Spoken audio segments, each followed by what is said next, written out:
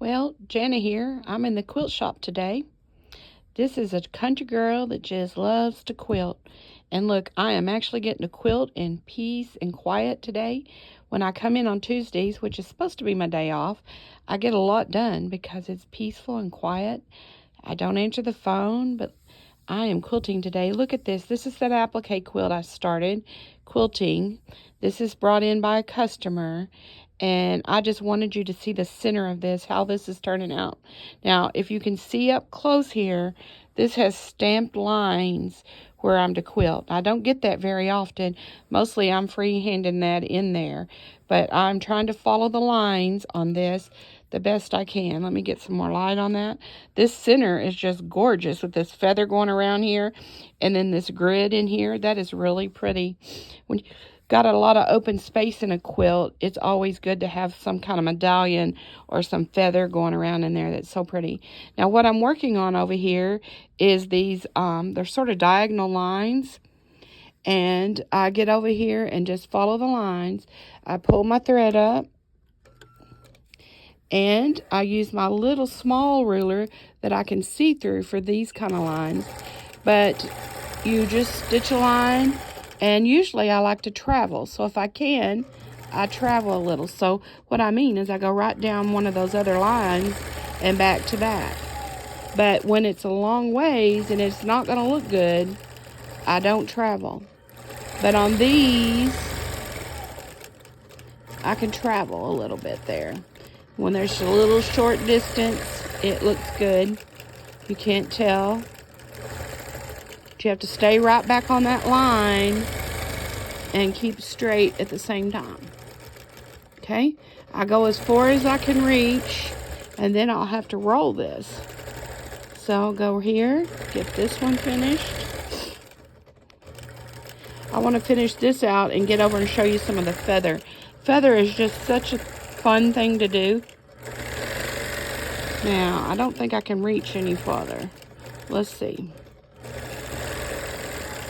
That's the last one I can do on this side. This has a wide throat plate, so I can reach a lot farther than I can on some other machines that have smaller throat space. But when you get as far as you can reach, then it's best to go ahead and just roll it and go again. But I started on the left side, and I'm coming down to the right, as I always do. That way I don't miss anything. I don't want to miss any of these lines, and it would look bad. Sometimes you can see it from the back when you start unrolling, but then sometimes you can't. So you need to make sure you go from one side to the other when you're doing this. Okay, so if you can see the stamped feather going down through here, these are so faded it's really hard to see. So I can go all the way down to the green here, looks like.